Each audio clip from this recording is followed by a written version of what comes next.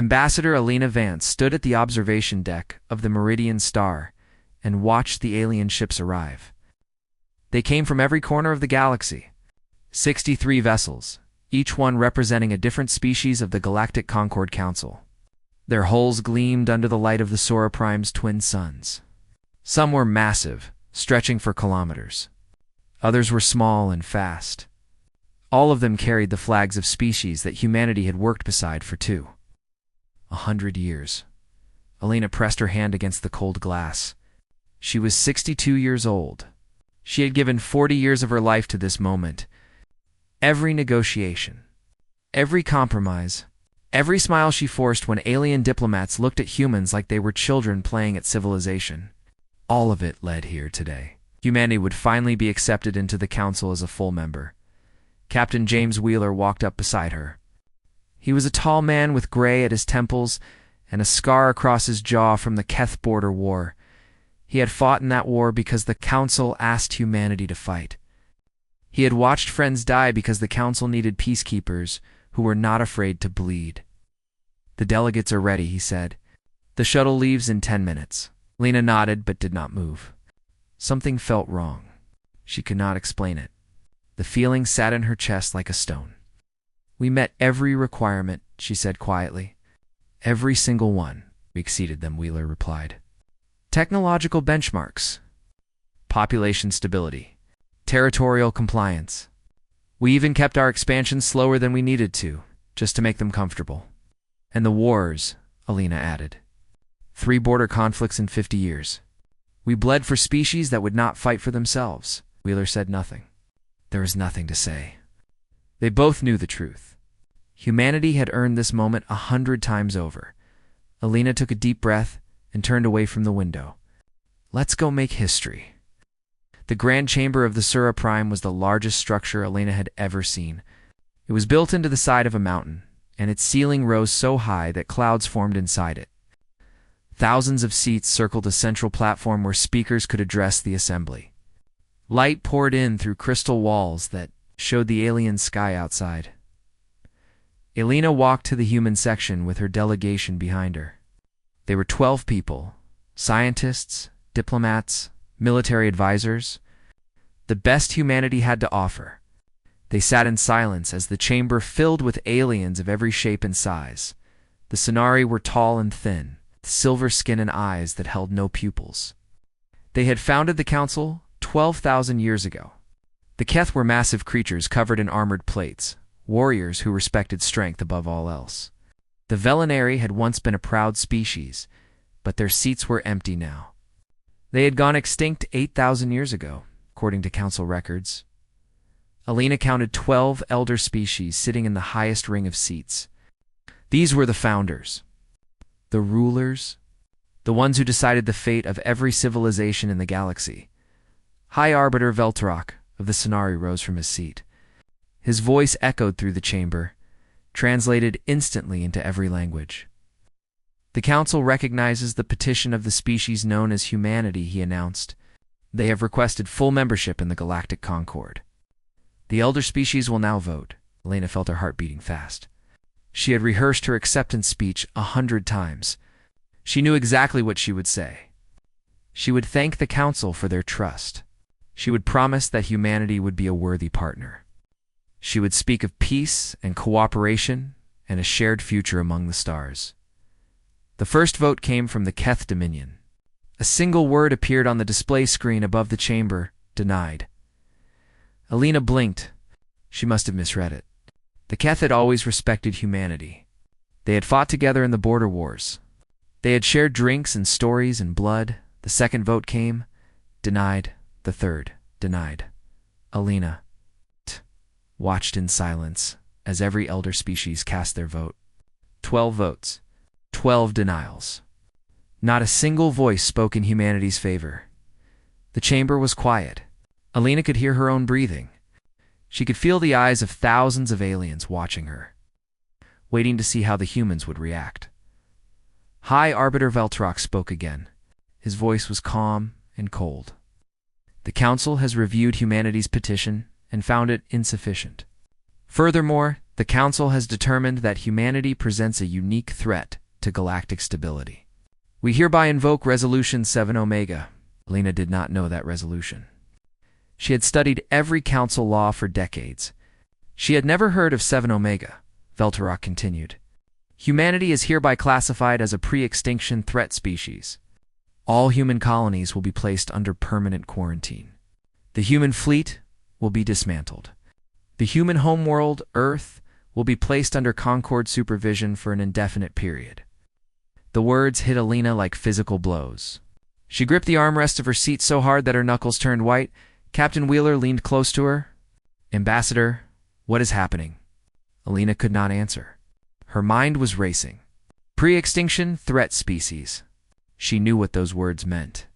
The Council used that classification for species they intended to slowly eliminate. Not through war. Through control. Through starvation of resources and opportunities. Through quiet extinction over generations. She stood. Her legs felt weak, but she forced them to hold her weight. I demand to address the Council, she said.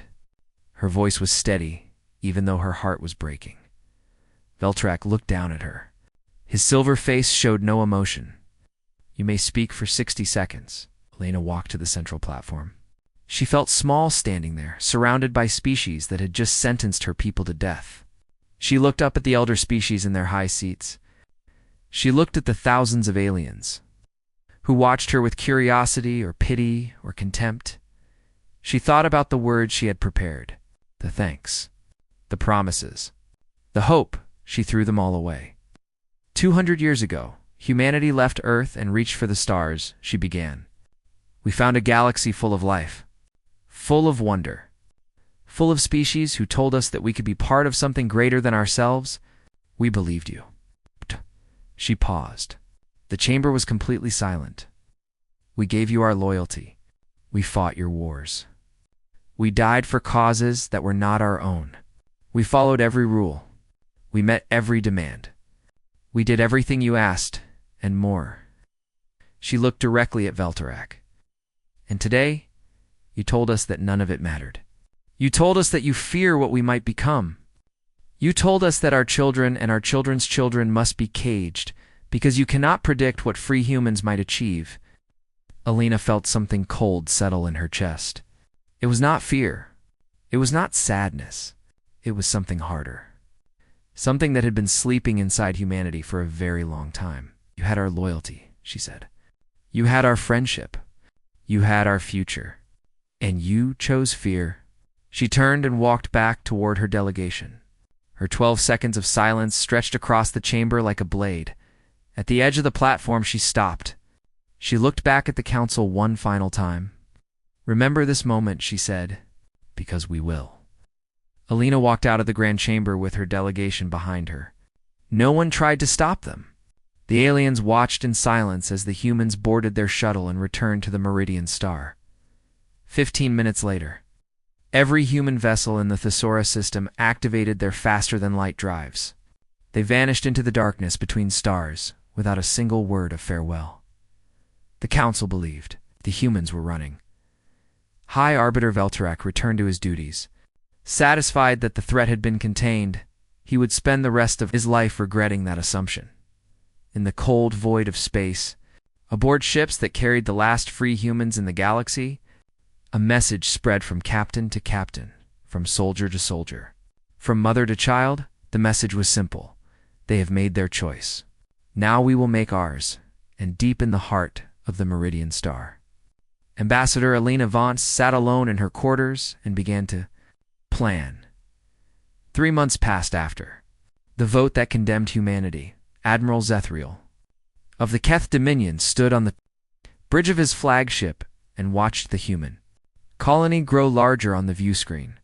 The planet was called New Helsinki. According to Council records, it was home to 300 million humans. It had factories and farms and schools and hospitals. It was one of 17 worlds that the integration fleet had come to claim. Zethriel was a veteran of many wars. His body carried scars from battles that had lasted for years. He had fought beside humans in the border conflicts. He had respected them once. But the Council had given its orders, and Zethral was a soldier. "Begin scanning for defensive positions," he commanded. "Prepare landing forces for occupation." His officers worked at their stations. The massive Keth warships moved into formation around the planet. Smaller vessels spread out to block any escape routes. Everything was done by the book. Everything was professional and efficient. The scan results came back. Zethral read them twice. Then he read them a third time. "This is not possible," he said. New Helsinki was empty, not destroyed, not damaged, empty. The cities stood intact. The factories still had power. The farms still grew crops. But there was not a single human anywhere on the planet. 300 million people had simply vanished. Zethral sent teams to the surface. They searched for days. They found homes with food still in the kitchens. They found toys in children's rooms. They found vehicles parked in neat rows. They found everything except the people who had lived there. The integration fleet moved to the next colony. It was empty too, and the next, and the next. 17 billion humans had lived on these worlds. 17 billion people had disappeared without leaving a single body, single message, or a single clue. Zethral had never felt fear before. He felt it now. The Council ordered him to proceed to Earth. The human homeworld was the key to everything. If the humans were hiding, they would be hiding there. If they were planning something, the plan would begin there. Zethral gathered the largest fleet he could assemble. 200 warships made the journey to the small yellow sun that humans called Sol. They arrived expecting resistance. They arrived expecting a trap. They found neither. Earth floated in the darkness like a blue and green jewel. Its moon hung beside it, pale and silent. The orbital stations that had once buzzed with activity were powered down and dark. The defense platforms that should have challenged the fleet did nothing. Zethral sent scouts to the surface. They landed in cities whose names he had heard humans speak with pride. New York, Tokyo, Lagos, Mumbai, London. Every city was empty. Every building was intact. Every street was clean and quiet. The humans had not fled in panic. They had not fought and lost. They had simply left. All of them, every man, woman, and child on the planet, had walked away and taken nothing with them. Zethral stood in a place called Geneva and looked up at a building that humans had used for their global government. A single light blinked above the main entrance. A message was broadcasting on every frequency. He listened to the words, and the cold feeling in his chest grew colder. "We gave you 200 years of peace," the message said. The voice was calm and clear. It was the voice of Ambassador Elena Vance. "Now you gave us a death sentence. We accept your terms. The next time you see humanity, you will understand what you have awakened." The message repeated. It would repeat forever. It was the only thing humanity had left behind. Zethral returned to his ship and sent his report to the Council. He did not know what to write. He did not know how to explain that the humans were gone. He did not know how to describe the feeling that something terrible was coming. The Council received his report and called an emergency session. They analyzed the data. They debated the possibilities. They sent more ships to search more systems. They found nothing. Some Council members were relieved. The human threat had removed itself. The problem was solved. Humanity would die slowly in whatever hole they had crawled into, and the galaxy would be safe. Others were not so certain. They remembered how quickly humans had advanced. They remembered how humans had survived things that should have killed them. They remembered the look in Elena Vance's eyes when she had walked out of the Grand Chamber. High Arbiter Veltarok dismissed their concerns. Humans were clever, he admitted, but they were not magic. They could not hide forever. Eventually, they would be found, and when they were found, they would be dealt with. He was wrong. Far beyond the borders of Council space, in a region of the galaxy that no species had ever mapped, humanity was building its future. The void expanse was a nightmare, made of radiation and darkness. Ancient stars had exploded there millions of years ago, filling the space between worlds with energy that would kill most species within hours. Council ships could not survive there. Council sensors could not see through them. Storms of radiation that twisted and howled across light years of empty space, but humans could survive. There, the radiation that killed aliens merely gave humans headaches. The darkness that blinded Council sensors did not blind human eyes. The void expanse was hell for every other species in the galaxy. For humanity, it was home. Fleet Admiral Marcus Cole stood on the bridge of the Constellation, the largest warship humanity had ever built. Around him, through the viewports, he could see the lights of 1,000 other ships. Carriers and cruisers and destroyers and transports. The entire military strength of the human race, gathered in a place where no enemy could follow. Beyond the military fleet, civilian ships carried 17 billion people to their new homes. 12 colony worlds waited for them. Worlds that humanity had discovered decades ago and never told the Council about. Worlds with air and water and soil where children could grow up free. Cole watched the civilian ships disappear into the distance. Each one carried a piece of humanity's future. Each one carried the hope of a species that refused to die. He turned to face the officers who had gathered on the bridge. They were the commanders of humanity's fleet. Men and women who had fought in the Council's wars and returned home to find that their loyalty meant nothing. They had every reason to despair. Instead, they stood tall and waited for their orders. 20 years ago, Cole began, our intelligence division intercepted communications between the elder species. They were discussing humanity. They were discussing how dangerous we might become. They were discussing ways to contain us before we grew too strong. The officers listened in silence. We hoped we were wrong. We hoped the Council would see us as partners instead of threats. So we prepared for the worst and prayed for the best. Cole pressed a button on his console. A holographic display appeared in the center of the bridge. It showed a document marked with the highest level of security classification humanity had.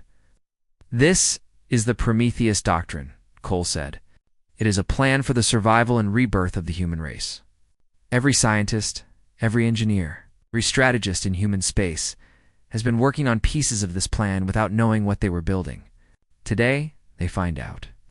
The display changed to show 3 words: vanish, adapt, return. Phase 1 is complete, Cole said. We have vanished. 17 billion people have disappeared from Council space without a trace. They will search for us for years. They will find nothing. He looked at each of his officers in turn.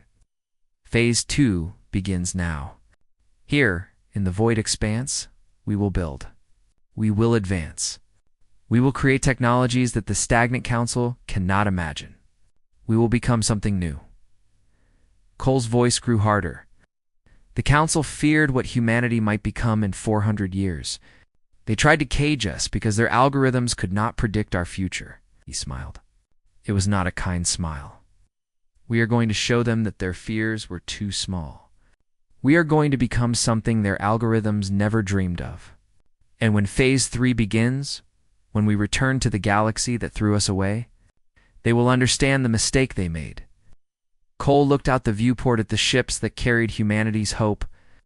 They tried to make us extinct because they could not control us. They will learn that some species are not meant to be controlled. He turned back to his officers. They feared what we might become. Let us show them they lacked imagination. The officers saluted. The orders went out, and in the darkness of the void expanse, humanity began to build. 15 years had passed since humanity vanished from the galaxy. The Galactic Concord Council told its citizens that the human threat was over. They said the primitive species had fled into the darkness and would never return. They said the galaxy was safe and stable and strong. They were lying, Captain. Warmesh of the Sonari merchant fleet guided his convoy through the outer reach. His ships carried food and medicine to a colony on the edge of Council space. It was a routine mission. He had made this journey dozens of times before. The first sign of trouble came when his navigation systems flickered. Then his communications went dead. Then his engines stopped responding. Warmesh watched through his viewport as shadows moved between his ships. They were vessels of a design he had never seen. They were black and sleek and completely silent. They moved like ghosts through the darkness. His crew tried to restore power. Nothing worked. They tried to send a distress signal. Nothing worked. They could only watch as the ghost ship surrounded them. A voice came through the speakers. It spoke in perfect Sonari. "Captain Warmesh, your convoy is carrying weapons hidden beneath the medical supplies. Those weapons are meant for the military occupation of the Drexy homeworld. The Drexy have done nothing wrong. They simply asked for independence." Warmesh felt his blood turn cold. That information was classified at the highest level. No one outside the council leadership should have known about it. "We are taking the weapons," the voice continued. "Your crew will not be harmed. You will be allowed to continue your journey with the legitimate cargo. But you will deliver a message to your superiors." The shadows moved closer. "Tell them that humanity is watching. Tell them that we see everything. Tell them that every crime they commit will be answered." The weapons vanished from his cargo holds. Warmesh never saw how it was done. When his systems came back online, the ghost ships were gone. There was no trace they had ever been there. He delivered the message. The council did not believe him. Similar incidents began happening across the galaxy. Aketh's military base went dark for 6 hours. When power returned, every database had been wiped clean. Every secret file was gone. Every record of council operations had been erased. A Sonari surveillance network experienced a failure that spread across an entire sector. The engineers who examined the damage said it was impossible. The code that destroyed the network was unlike anything they had ever seen. It was decades ahead of council technology. A prison station holding political prisoners from a dozen species suffered a mysterious malfunction. Every cell door opened at the same time. Every guard was knocked unconscious by a gas that left no trace. When council forces arrived, the prisoners were gone, and a message was painted on the wall. "Freedom is not given. It is taken." The council called these incidents anomalies. They told themselves that random malfunctions were responsible. They refused to believe that humanity could be behind such precise and coordinated attacks, Commander. Yara Singh knew the truth. She stood in the command center of the Shadow's Edge, the flagship of Spectre Division. Around her, screens showed data from 100 different operations happening across council space. Her people were everywhere. They were ghosts in the machine. They were whispers in the darkness. Singh was 43 years old. She had been a soldier before the betrayal. She had fought for the Council in the Second Border War. She had believed in the dream of galactic unity. That dream had died in the Grand Chamber on Thessera Prime. Now, she fought a different kind of war. Spectre Division did not destroy. They did not kill. They destabilized. They planted seeds of doubt. They showed the galaxy the truth that the Council had hidden for 12,000 years. "Report from Team 7, her communications officer announced. The Velinary refugees have been safely transported to Colony 9. Singh nodded. The Velinary were supposed to be extinct. Council history said they had died out 8,000 years ago from a plague, but that was a lie. The Velinary had defied the elder species. They had refused to accept their place in the galactic order. So the Council had destroyed their civilization and erased them from history. But some had survived. A few thousand had fled into the unknown regions of space. They had hidden for 8,000 years, slowly dying. Their population shrinking with each generation. Humanity had found them in the void expanse. Humanity had given them shelter, medicine, and hope. Now the Velinary population was growing again. Their children were learning their own history. Their elders were preparing to tell the galaxy what the Council had done to them. Team 12 reports success, another officer said. The financial records have been leaked to independent journalists on 6 worlds. Singh smiled. The records showed that the Council had been manipulating the galactic economy for centuries. They showed how the elder species had kept other civilizations poor and dependent. They showed bribes and threats and quiet assassinations. The truth was humanity's greatest weapon across the galaxy. That had trusted the Council began to ask questions. The Drexy demanded to know why they were being occupied. The Tethran asked why their technology requests were always denied. The Merkai discovered that their ancient enemy had been created by council manipulation. Cracks appeared in the foundation of galactic order, while Spectre Division fought the Shadow War. Dr. Amara Asay led humanity's transformation.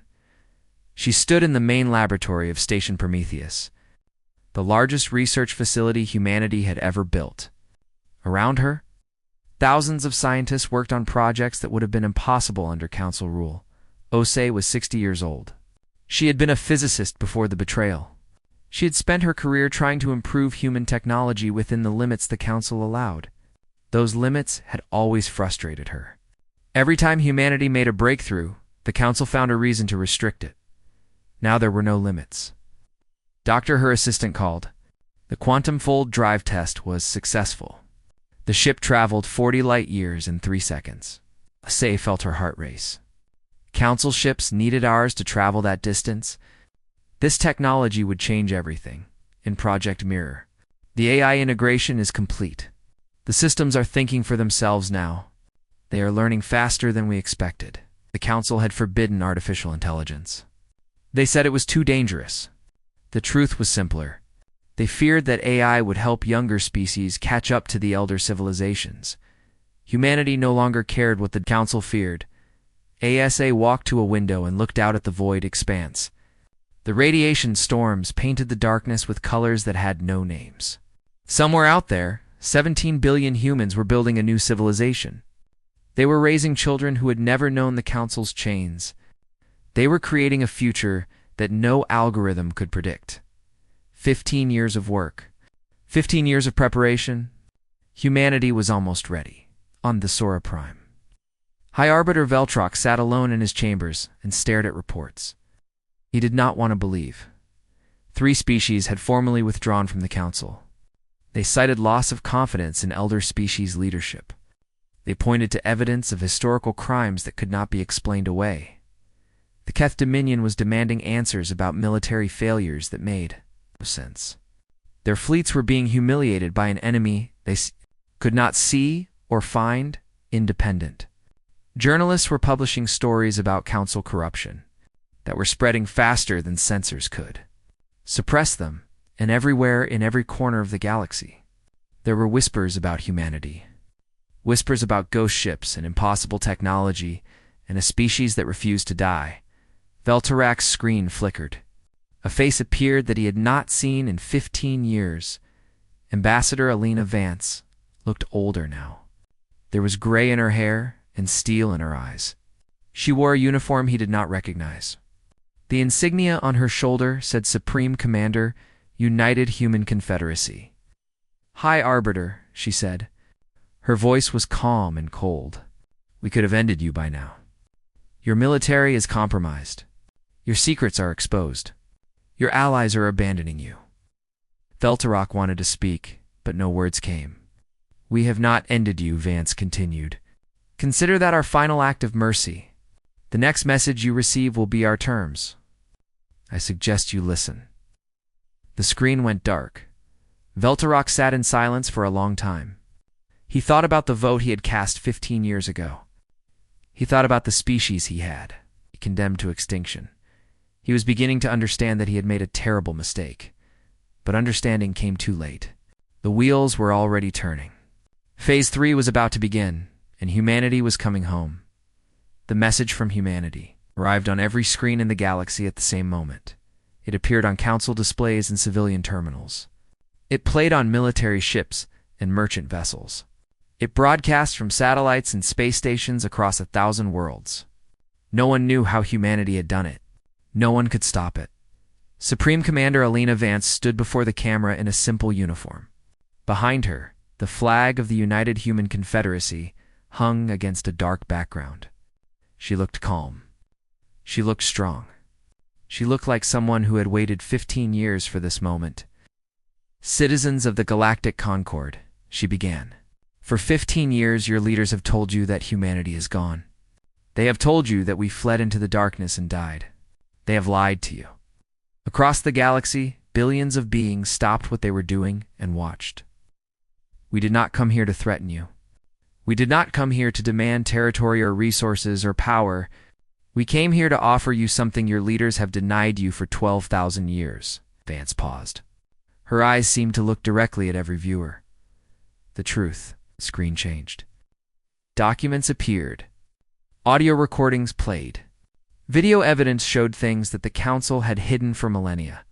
The genocide of the Velinari. The manipulation of galactic economics.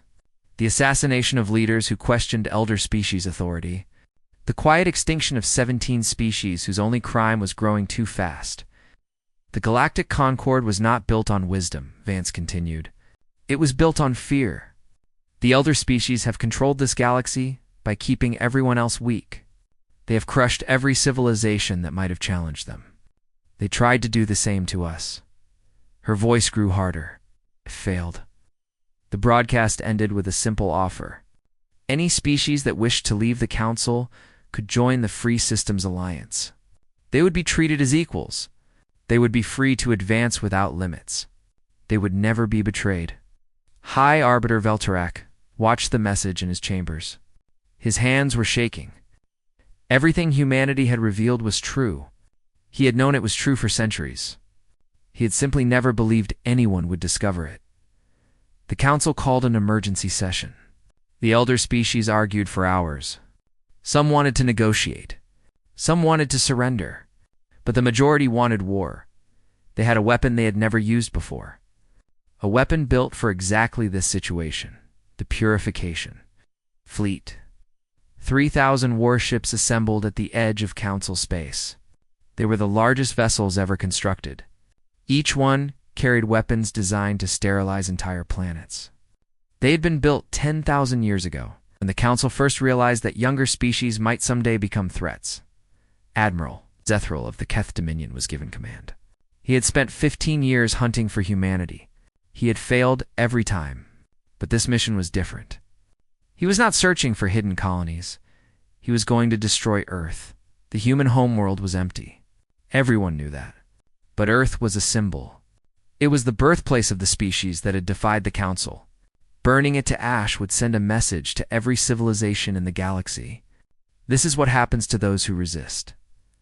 The Purification Fleet made the jump to the Sol System. 3,000 ships emerged from faster-than-light travel and arranged themselves in perfect formation around the small, blue planet. Zethral looked at Earth through his viewport. It was beautiful. Blue oceans and green continents and white clouds. He almost felt sorry for what he was about to do. Charge all weapons, he commanded. Prepare for planetary bombardment. His officers obeyed. Across the fleet, weapons systems hummed with power. In minutes, Earth would be nothing but burning rock. Then the alarms started. Ships appeared from nowhere. They emerged from points in space that should have been empty. They came from directions that made no sense. They materialized as if they had been invisible and suddenly decided to be seen human. Ships. Zethral stared at his tactical display. He counted 500 vessels. They were smaller than his warships. They should have been easy targets, but they were not like any ships he had ever seen. They moved faster than physics should allow. They changed direction without slowing down. They danced through space like gravity meant nothing to them. Open fire, Zethral ordered. The Purification Fleet unleashed enough firepower to destroy a star. Beams of energy and clouds of missiles filled the space around. Earth. The attack should have vaporized every human ship in seconds. It hit nothing. The human vessels were already gone. They had moved before the weapons could reach them. They were somewhere else, firing back with weapons that Zethral could not understand. Council ships began to go dark. One by one, their systems failed. Engines stopped. Weapons powered down. Life support continued, but nothing else worked. The mighty warships of the Purification Fleet became floating metal coffins. Zethral watched in horror as his flagship lost power. The lights flickered and died. The engines fell silent. He was left standing in darkness, surrounded by the soft sound of his crew breathing. The battle lasted 11 hours. When it ended, every ship in the Purification Fleet was disabled. 3,000 vessels drifted helplessly around Earth. Their crews were alive. Ships were intact, but they could not fight, could not run. They could only wait. Fleet Admiral Marcus Cole stood on the bridge of the Constellation and looked at the crippled enemy fleet. His officers waited for his command. Everyone expected him to finish what the Council had started. Everyone expected revenge. Cole thought about the vote that had condemned humanity. He thought about the years of hiding. He thought about the children who had grown up in the void expanse, never knowing the worlds their parents had left behind. He thought about what kind of species humanity wanted to be. "Open a channel to the enemy fleet," he said. His communications officer obeyed. A moment later, Cole's voice was broadcasting to every disabled ship. "This is Fleet Admiral Marcus Cole of the United Human Confederacy. Your fleet is defeated. Your weapons are offline. Your ships cannot move." He paused to let the words sink in. 15 years ago, your council voted to exterminate our species. Today, you came to burn our homeworld. You came to destroy the planet where humanity was born. You came to send a message to the galaxy. Cole looked at Earth through the viewport. The planet was safe. The ocean still sparkled. The clouds still drifted across the sky. "We're going to send a different message." He took a deep breath. "I could destroy you right now. Every ship, every crew member, have the power to end you the same way you tried to end us. But we will not do that." On the disabled ships, soldiers and officers listened in confusion. This was not how defeated enemies were supposed to act. "You will be given enough power to return to Council space," Cole continued. "Your life support will remain active. Your navigation systems will be restored. You will go home. You let the silence stretch for a moment. But you will go home with a message for your masters. Tell them what you saw today. Tell them that humanity had every reason to destroy you and chose mercy instead. Tell them that we remember what compassion looks like, even if they have forgotten." Cole straightened his shoulders. "Tell them that the war is over if they want it to be. Tell them that we are offering peace. But also, tell them this." His voice grew cold. "If they refuse peace, if they send another fleet, if they try again to destroy us, we will not show mercy a second time. We gave them one chance 15 years ago. We are giving them another chance today. There will not be a third." The channel closed. Across the purification fleet, systems began coming back online, just enough to fly. Just enough to go home. Admiral Zethrel sat in his command chair and watched the human ships hold their position around Earth. They did not fire. They did not threaten. They simply waited. He had come to destroy them. They had defeated him completely, and they had let him go. He did not understand these creatures. He was not sure anyone did. But as his flagship limped away from Earth, Zethrel knew one thing for certain. The galaxy would never be the same. Humanity had changed everything, and they had done it without becoming the monsters that the Council had feared. The purification. Fleet returned to Council space in silence. 3,000 ships limped home with their weapons dead and their pride shattered. The crews told anyone who would listen about what they had seen. They spoke of human ships that moved like light itself. They spoke of weapons that could disable entire fleets without killing a single soldier. They spoke of mercy that made no sense. The story spread across the galaxy like fire. Within 1 week, the Keth Dominion withdrew from the Galactic Concord. Their military leaders had been humiliated. Their warriors had been defeated by an enemy that refused to kill them. Shame was too great to bear. Within 2 weeks, the Sonari government faced riots in every major city. Citizens demanded to know the truth about the Council's history. They had seen the evidence in humanity's broadcast. They wanted answers that their leaders could not give. Within 1 month, 7 more species announced they were leaving the Council. They cited loss of faith in elder species leadership. They pointed to 12,000 years of lies and manipulation. They said they wanted something better. The Galactic Concord was falling apart. High Arbiter, Veltarok, watched his empire crumble from his chambers on Thesera Prime. He had ruled the Council for 300 years. He had believed that his power would last forever. He had been wrong. A message arrived from the United Human Confederacy. It was an invitation to a summit. The humans wanted to talk about peace. Veltarok had no choice but to accept. The summit was held on Thesera Prime. In the same grand chamber where humanity had been condemned 16 years earlier, Veltarok thought this was a cruel joke. He did not realize that it was a deliberate choice. Alina Vance arrived with a delegation of 50 representatives. They were not all human. The Velinari walked beside her, their silver robes flowing as they moved. Leaders from the Keth reformist movement stood tall in their ceremonial armor. Diplomats from 42 other species filled the seats that had once belonged to council members. Vance walked to the central platform where she had stood so many years ago. She looked up at Veltarak in his high seat. He looked smaller than she remembered. Older, tired. "Hi, Arbiter," she said. "Thank you for accepting our invitation." Veltarak nodded slowly. "I did not have much choice, Supreme Commander. Your fleet controls the space around half of Council territory. Your agents have exposed secrets we have kept for millennia. Your allies grow stronger every day while ours abandon us." He spread his thin hands. "You have won. I am here to discuss the terms of our surrender." Vance shook her head. "We are not here for your surrender." Confusion crossed Veltarak's face. "Then what do you want? Territory? Resources? Reparations for what we did to your people?" "No. Then what?" Vance looked at the assembled delegates, human and alien, former enemies and new friends. Species that had been oppressed for centuries standing beside species that had done the oppressing. "We want the truth," she said.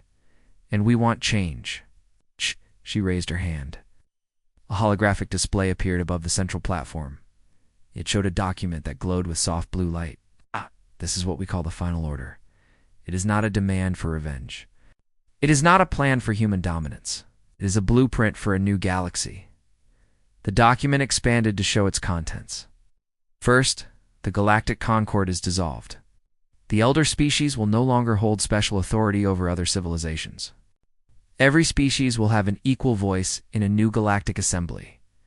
Murmurs rippled through the chamber. Some were fearful, some were hopeful. All were listening. The crimes of the Council will be investigated by an independent tribunal. Those responsible for genocide, manipulation, and oppression will face justice, not revenge. Justice, fair trials, evidence, the rule of law. Veltarak's face grew pale. He knew what evidence existed. He knew what he had done. Third, all restrictions on technological advancement are lifted. Every species will be free to grow and develop without limits. No civilization will be held back because others fear their potential. Vance paused and looked directly at Veltarak. Fourth, humanity will not rule the galaxy. We will return to our colonies. We will continue to explore and grow and build. But we will do so as partners in the new assembly, not as conquerors. Silence filled the chamber. Veltarak stared at Vance as if he could not understand her words. "Why?" he finally asked. His voice was barely a whisper. "After everything we did to you? After we tried to destroy your species? After we burned your colonies and hunted your people? Why would you show mercy?" Vance was quiet for a long moment. When she spoke, her voice was soft but clear. 16 years ago, I stood on this platform and told you that you had chosen fear. I told you to remember that moment. Do you remember what I was feeling when I said those words?" Veltarak shook his head. "I was angry," Vance admitted. "I was hurt. I wanted revenge. I wanted to make you suffer the way you had made us suffer. For years, that anger burned inside me. It kept me awake at night. It drove me to build a fleet that could crush the Council." Oh. She looked at her hands. "But somewhere along the way, I realized something. If we destroyed you the way you tried to destroy us, we would become exactly what you feared. We would become conquerors, tyrants, monsters." She raised her eyes to meet Veltarak's gaze. "You tried to destroy us because you could not imagine what we might become. You could only see threats and dangers. You could not see partners and friends. You could not imagine a galaxy where different species work together as equals." Her voice grew stronger. "We are going to show you what you could not imagine. We are going to build a galaxy where no species is held back by fear, where every civilization can reach for the stars without chains, where the mistakes of the past are remembered but not repeated." She gestured to the delegates around her. "Look at who stands beside us. The Velinari, who you tried to erase from history. The Keth, who fought against us and now fight beside us. Dozens of species who were oppressed by the Council for thousands of years. They are here because they believe in what we are building." Vance took a step closer to Veltarak. "I have a choice. Hi, Arbiter. You can fight us, and lose everything. Or you can join us and help build something better. The same choice you denied us 16 years ago. She extended her hand. What will you choose? The chamber was silent. Every eye watched Veltorok. The fate of the galaxy hung on his answer. Slowly, the High Arbiter rose from his seat. He walked down the steps from the High Ring, where the elder species had ruled for 12,000 years. He crossed the floor of the Grand Chamber to where Alina Vance stood waiting. He took her hand. I choose hope, he said quietly. I choose to believe that the future can be different from the past. Applause filled the chamber. Not from everyone. Some of the elder species remained silent and angry, but enough voices joined together to shake the walls of the ancient building. A new era had begun. 1 year later, Alina Vance stood on the observation deck of Unity Station, the headquarters of the new Galactic Assembly. She had returned to her original title of Ambassador. She had chosen it deliberately. Humanity did not need a Supreme Commander anymore. Through the viewport, she watched the first joint exploration fleet prepare to launch. Human ships flew in formation with Keth cruisers and Velinary science vessels. Tethran fighters escorted Drexy transports, a dozen different species working together for the first time in galactic history. Her aide, young Sonari named Telvex, walked up beside her. Ambassador, the fleet is ready to depart. They are waiting for your signal. Vance nodded but did not move. She was watching something else near the viewport. A group of children had gathered to see the fleet launch. Human children stood beside Keth younglings and Velinary hatchlings. They pressed their hands against the glass and pointed at the ships. They laughed and talked in a mix of languages that somehow made sense to all of them. One human girl, no older than 8, turned to the Velinary child beside her. Where do you think they will go? The Velinary child tilted her head. Everywhere. There is so much to discover, human girl smiled. Maybe we can go together someday. When we are older. I would like that, the Velinary child replied. Vance felt tears forming in her eyes. She blinked them away and smiled. Ambassador? Telvex asked. Are you all right? Yes, she said softly. I was just thinking about the future. She turned to the communications panel and opened a channel to the fleet. This is Ambassador Vance. You are cleared to launch. Go find what is waiting for us out there. And remember why we are doing this. She looked back at the children by the window. We are doing this for them. For everyone who will come after us. For a galaxy that finally has a chance to be free. The fleet began to move. Engines flared with light. Ships accelerated toward the unknown. The children cheered and waved. Telvex watched them go. What do you think they will find? Vance smiled. I do not know. And for the first time in galactic history, neither does anyone else. She put her hand on the glass, just like the children. That is the point. That is what freedom really means. The fleet disappeared into the stars. The children kept watching, dreaming of the day when they would follow. And somewhere in the vast darkness between galaxies, the future waited to be discovered by everyone, together.